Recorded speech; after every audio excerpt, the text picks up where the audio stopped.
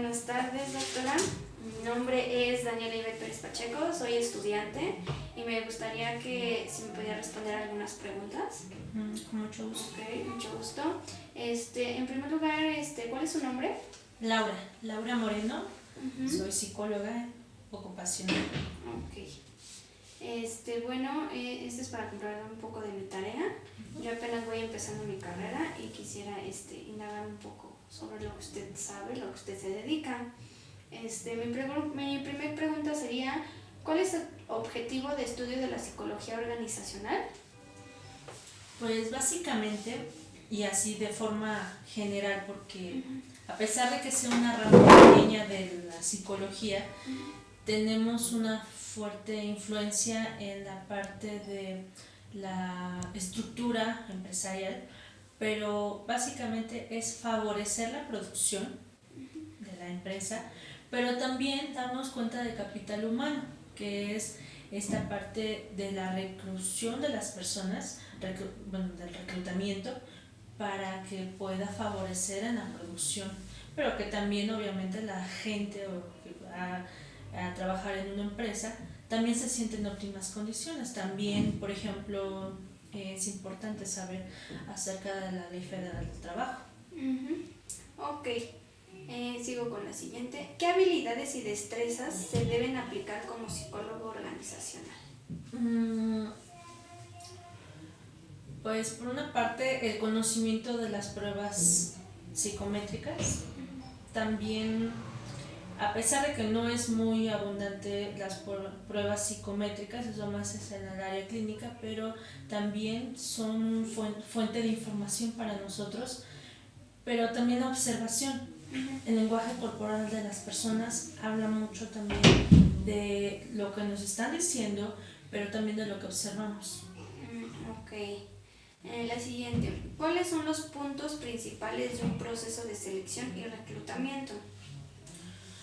Pues son varios y bueno, los puntos importantes es lanzar la vacante, es decir, que la gente sepa la información de qué es lo que estamos buscando.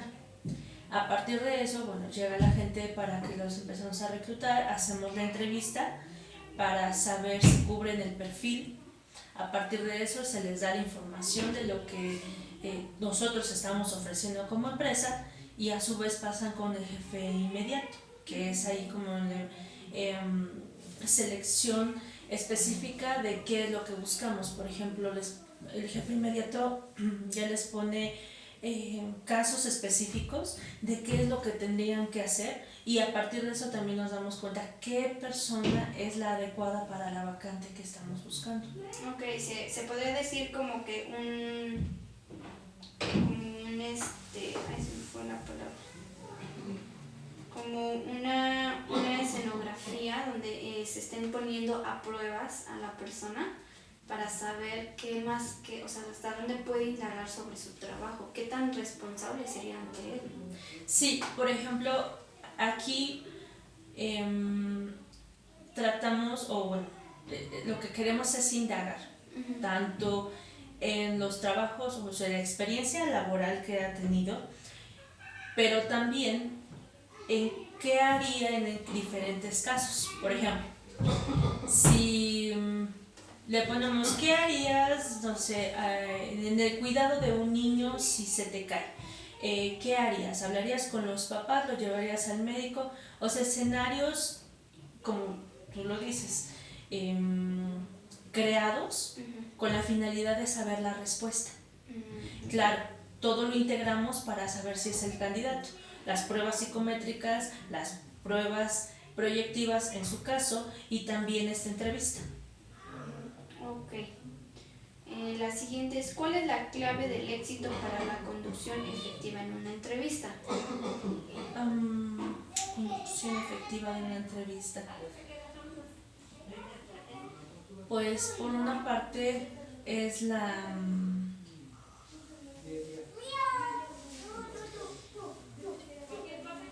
es saber qué tipo de entrevista vas a llevar a cabo. Si es, por ejemplo, si son entrevistas cerradas, solamente te basas por el cuestionario. pero si son semiabiertas, puedes ir indagando más con la información extra que te esté proporcionando.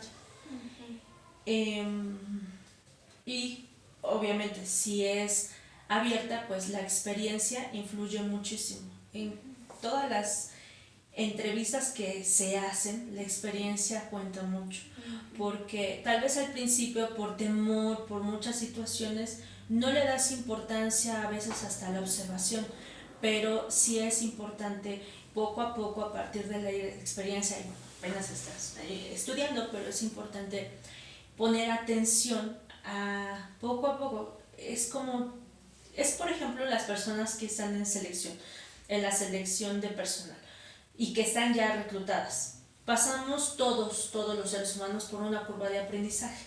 Al principio obviamente te vas a equivocar, pero conforme va pasando el tiempo vas adquiriendo experiencia y esa experiencia te da la facilidad de saber qué tipo de entrevista puedes llevar a cabo, qué preguntas son directas para saber más información, más en las preguntas tanto semiestructuradas, pero en las preguntas abiertas. Aquí es importante la experiencia. Sí, pues sí, claro. Las abiertas son donde puedes indagar más sobre, o sea, donde se puede desenvolver más una persona, ¿no? Porque de ahí se puede basar a muchas cosas más, ¿no? Sí, por supuesto, y además también como psicólogo se te puede ir la entrevista. Ok, bueno, ¿cuál es el proceso para llevar a cabo la entrevista? Por una parte, ¿cuál es el proceso? Por una parte, pues es indagar, lanzar la vacante, ya llega la persona, la entrevistas y los datos generales, bueno, te vas basando a partir del currículum que te da o es que la mayoría ya da solamente el currículum o te lo envía por internet. Y es indagar también en su área laboral. Sí, pero la hoja de solicitud de empleo. Sí, en la solicitud de empleo la mayoría tiene datos generales, te basas en los datos generales que te va a si cumple con tu vacante, por ejemplo, en edad, en estatura, en sexo, y después de aquí ya te vas a los datos de experiencia laboral, referencias, qué busca en la empresa. Ok.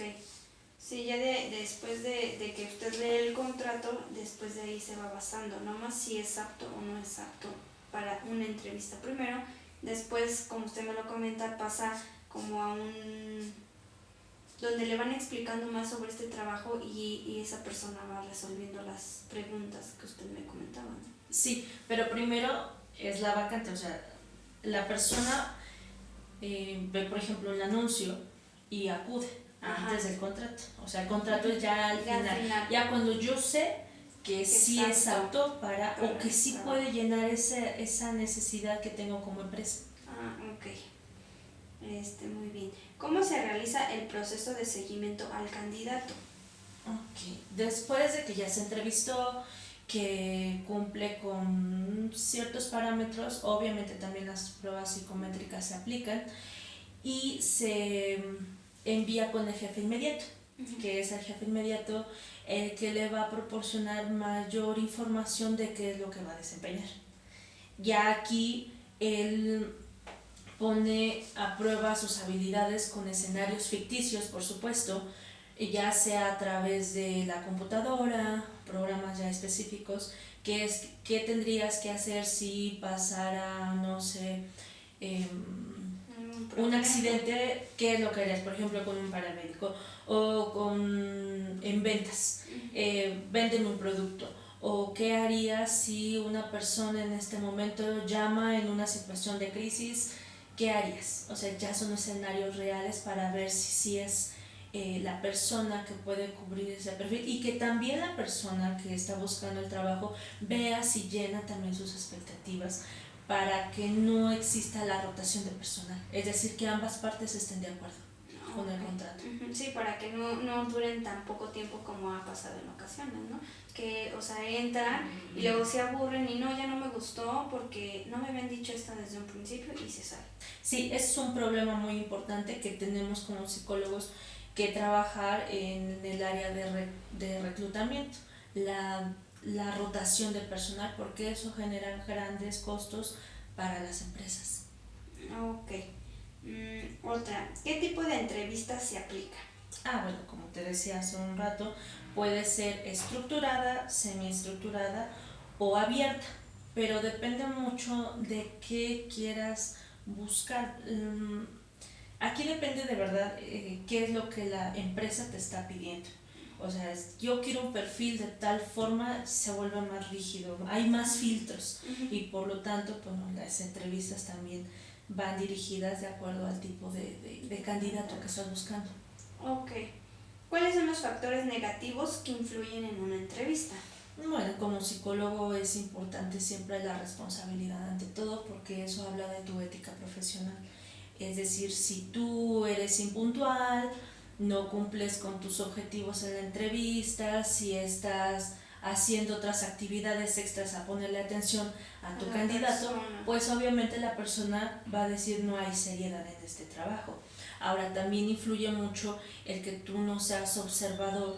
Claro, yo entiendo que la experiencia va haciéndote más hábil en diferentes aspectos, pero uno que, bueno, sobre todo ustedes como estudiantes es importante escuchar las indicaciones, escuchar para que puedan ir aprendiendo y desenvolviéndose.